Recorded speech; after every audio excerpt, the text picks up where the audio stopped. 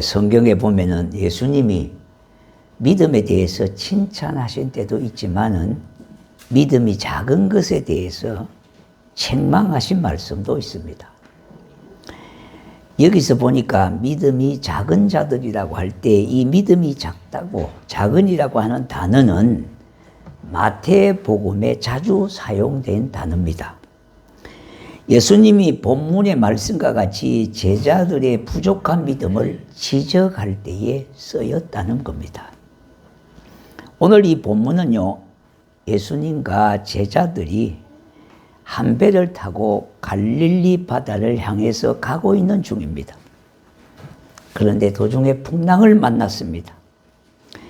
제자들은 두려움에 떨고 일대 소동이 일어나게 됐습니다. 주무시는 예수님을 깨우면서 살려달라고 그렇게 아우성이었습니다. 일어나신 예수님께서 하시는 말씀이 어찌하여 무서워하느냐, 믿음이 작은 자들이라고 책망하시는 말씀이에요. 믿음이 작은 자들이라고 책망하신 말씀 속에는 다음과 같은 뜻이 함축되어 있습니다. 먼저 제자들에 대한 불신앙을 책망하신 겁니다. 신자에게 두려움이나 염려는 한마디로 불신앙에서 오는 겁니다. 제자들에게도 믿음이 있었습니다. 그런데 그의 믿음의 수준이 이 정도였습니다. 예수님이 깨어 계시기만 하신다면은 자기들이 보존받고 구원하실 수도 있지만은 지금 주무시고 있기 때문에 그렇게 할 수가 없다는 것에 불안과 두려움과 염려가 생기게 됐습니다. 자, 그러면은 그들에게 믿음이 있었지만은 불신앙도 함께 있었다는 말입니다. 그러므로 예수님이 말씀하신 믿음이 작다는 말은 믿음의 질적인 문제를 지적하고 있는 겁니다. 믿음은 가졌으나 하나님을 전적으로 신뢰하지 못했던 그들의 믿음에 대해서 질책하셨다 이 말입니다. 그들에게 겨자씨만한 믿음이 있었다면 겨자씨는 비록 작은 씨앗이지만 그 속에 생명력이 있기 때문에 전적으로 하나님을 의지하기 때문에 그 작은 믿음을 가지고도 구원의 역사가 있으며 새 일을 행할 수가 있다는 말입니다. 그러나 제자들은 믿음을 가지기는 했지만은 분량이 작다는 것을 지적하고 있습니다. 그러므로 믿는다면서도 의심하거나 흔들리거나 무너지거나 넘어지거나 무서워하는 것들이 바로 이 작은 믿음에 속한다는 겁니다. 우리 모두는 이 작은 믿음이 되어서는 안 되겠습니다. 그럼 작은 믿음은 어떻게 되겠습니까? 한마디로 인생을 자신의 의지대로 살아가는 삶으로 힘들어진다는 말입니다. 우리가 인생길을 가는 것은 마치 야곱이 형을 피해서 바단마람으로 가는 길과 같은 겁니다. 그 길은 참으로 외로운 길입니다. 정말로 두렵고 고달픈 길입니다. 왜냐, 형을 피해서 도망가는 신세로서 예삼촌 집으로 가지만은 그러나 예삼촌이 반겨 맞아줄리라고 하는 보장도 없는 불투망한 길입니다. 그렇다고 도중에 되돌아갈 수도 없는 그와 같은 길입니다. 아브라함과 이삭의 하나님을 자기의 하나님으로 믿고 그렇게 했다면은 그 두려움과 염려는 없어지겠습니다만은 그렇지 못했기 때문에 한마디로 그의 길은 두려움과 염려와 불안한 길이었습니다. 이처럼 우리 인생길에서 가장 필요한 것이 나와 함께 가는 길의 믿음입니다. 그러므로 믿음이 빈약한 자가 되지 말고 믿음이 부한 자가 되시기를 바랍니다. 우리가 추구해야 하는 것은 먼저 물질의 부자가 아니라 믿음의 부자가 되는 겁니다. 그럼 믿음이 작은 자들은 어떻게 되는 것입니까? 첫째요, 주어진 은혜와 있는 것까지도 빼앗긴다는 말입니다. 마태복음 13장 11절과 12절에 천국의 비밀을 아는 것이 너희에게는 허락되었으나 그들에게는 아니 되었나니 물은 있는 자는 받아 넉넉하게 되되 없는 자는 있는 것도 빼앗기느니라, 그렇게 말씀했습니다. 여기 무엇이 있다는 말씀입니까?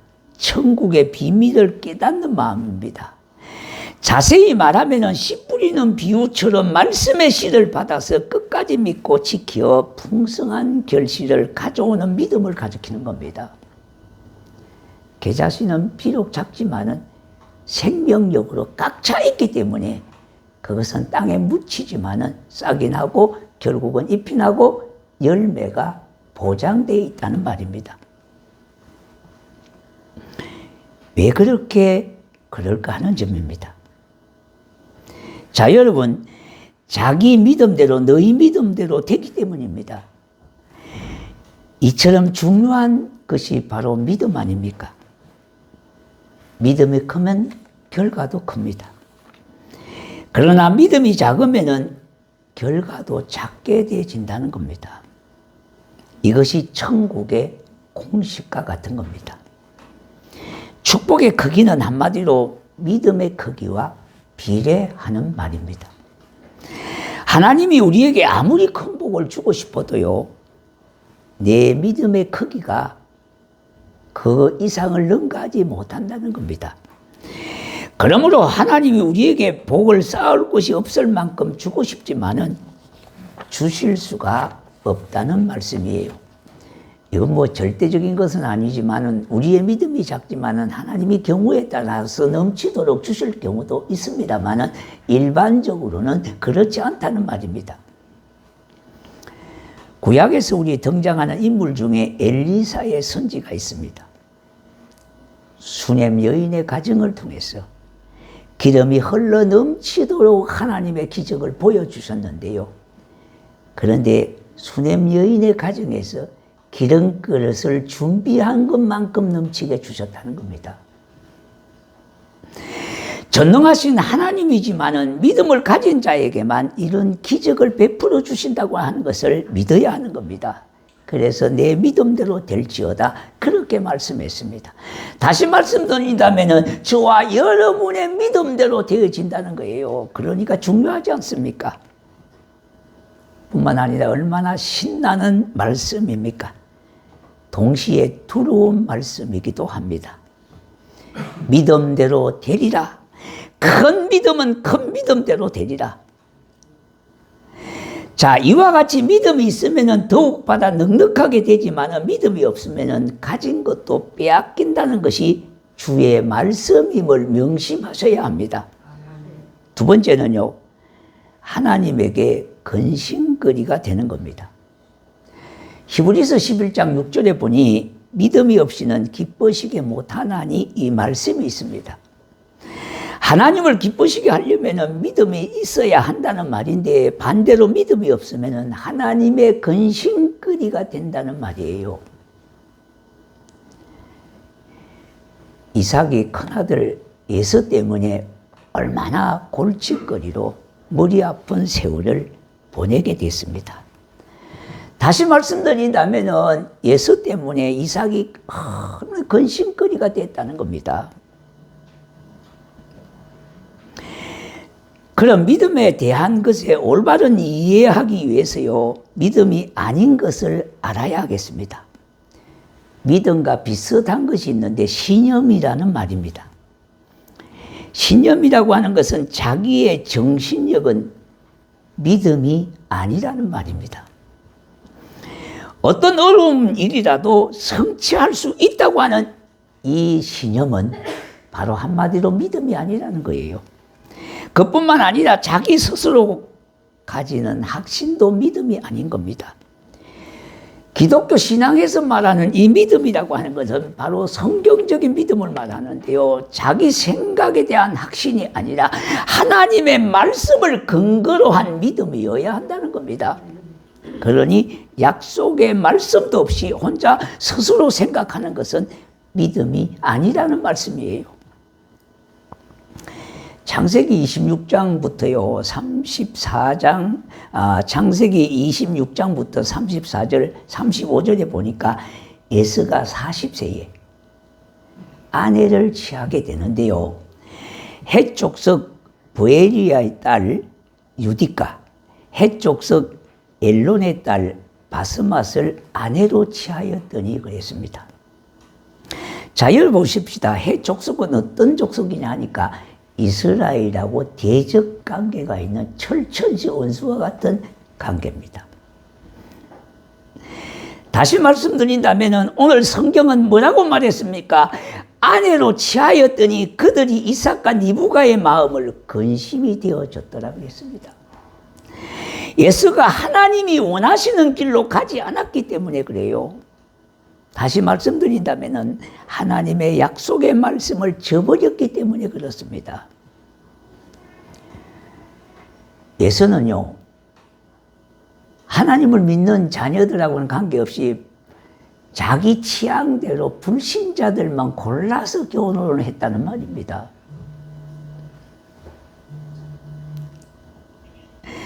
한마디로 하나님에 대한 의지함이 없이 자기 생각대로 자기 의지대로 막 살았다는 겁니다. 그것이 신앙의 혈통이 아니라는 겁니다. 그것에 대한 아주 본보기라면은 불순종의 후손들을 골라서 결혼 상대로 삼았다는 겁니다.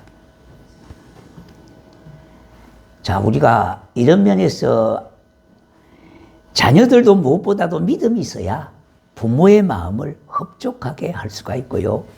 근심거리가 되지 않을 수가 있습니다. 아브라함도 잘 믿다가 실수한 때가 있어요. 아내의 말을 듣고 후처를 취하였다가 얼마나 후회를 했습니까? 그것 때문에 집안에 분란이 일어나고요. 하나님께서 이것 때문에 얼마나 슬퍼하셨습니까? 하나님이 13년 동안 침묵하셨다는 말입니다. 아브라함에게 나타나지 않았어요. 수천 년이 지난 지금까지도 중동에서는 아브라함 후손들끼리 싸움을 계속하고 있습니다. 이렇게 믿음이 작으면요, 모두가 힘들고 괴로운 것입니다. 그러므로 우리 모두는 믿음이 작은 자가 되지 말고 믿음이 충만한 자가 되어 믿음의 그릇을 크게 하는 성도가 되기를 주의 이름으로 축복합니다. 자, 세 번째는요, 험난한 인생길로 가는 겁니다. 세상은 너무나 험악한 세상이라 그럽니다. 믿음의 조상들이 마지막을 고백할 때에 험난한 세월을 보냈다고 그렇게 말합니다. 이 세상을 이겨나가는 비결은 우리 하나님과 하나 되는 겁니다. 그래야 내게 믿음이 생긴다는 겁니다. 자, 여러분, 이 말을 쉽게 생각하셔야 됩니다. 우리가 하나님을 바라보고 하나님과 하나가 되면은 하나님의 능력이 나와 함께 하시기 때문에 거기에 믿음이 생기고 거기에 능력이 생긴다는 거예요. 하나님의 말씀을 의지하고 말씀을 붙잡으면 그것이 능력이 된다는 말이요. 그것이 거기에서 믿음이 생긴다는 거예요. 그런데 우리의 삶의 초점은요, 너무 하나님하고는 거리가 멀다 보니까 생각밖에 믿음이 없다는 말입니다. 믿음이 있는 것 같지만은 불신앙을 너무나 많이 안고 살기 때문에 정작 믿음을 제대로 사용하지를 못하고 있다는 거예요. 요한일서 5장 4절에 보니 대저 하나님께로서 난 자마다 세상을 이겼노라 그랬습니다.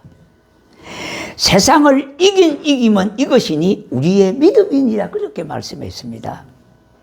이 세상의 삶을 살다 보면요, 처음에는 모르지만 살면 살수록 얼마나 세상이 험악한지, 하나님의 보호하심과 도우심이 없이는요 살 수 없음을 고백할 수밖에 없습니다. 야곱이 에서를 피하여 가다가 얼마나 애롭고 두려웠으면 성기도까지 했겠습니까?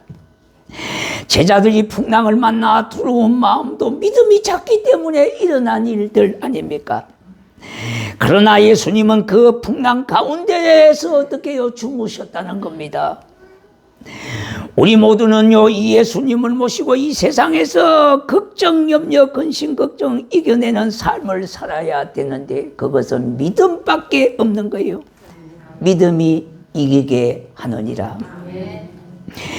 인생살이가 힘들고 두려운 마음이 많다고 하더라도 우리의 앞날은 천국입니다. 약속의 말씀을 믿음으로 받아들여요. 그 자리에서 일어서야 하겠습니다. 예수님께서는 마리아의 오라비의 죽음 앞에서도 죽는 것이 아니라 지금 너의 오라비가 잔다고 말씀하셨어요. 그러므로 우리에게 닥치는 육체의 죽음까지도 두려워할 필요가 없습니다. 주 안에 있는 자들은 죽음도 두려워하지 않고 근심하지 말아야 하는 것은 주 안에서 잔다가 되기 때문에 그렇습니다. 요한복음 14장 1절과 3절에 너희는 마음에 근심하지 말라. 하나님을 믿으니 또 나를 믿으라. 내 아버지 집에 거할 곳이 많도다. 그렇지 않으면 너희에게 있으리라. 내가 와서 너희를 내게로 영접하여 나 있는 곳에 너희도 있게 하리라. 예수님께서 이렇게 친절하게 말씀하시지 않았습니까? 한날을 괴로우면요 그날에 족하고 내일 염려는 내일 하는 겁니다. 이것이 인생을 사는 지혜로움인 겁니다. 하나님의 일도 내 힘으로 하려고 하면 힘이 들고요 실망하고 낙심하기 쉽습니다. 하나님 주시는 힘으로 해야 되고 하나님 주시는 은혜로 해야 되고 하나님 주시는 능력으로 하셔야 돼요. 그러므로 모세의 경우와 같이 하나님이 나에게 능력 주시고 은혜 주시는 대로 하는 겁니다. 그러므로 내가 한 것이 아니라 우리 하나님이 주시는 능력으로 인생살이를 살아가는 겁니다. 그것이 믿음이 이기게 하는 비결입니다. 네 번째는요, 약속하신 복을 충만히 누리지 못합니다.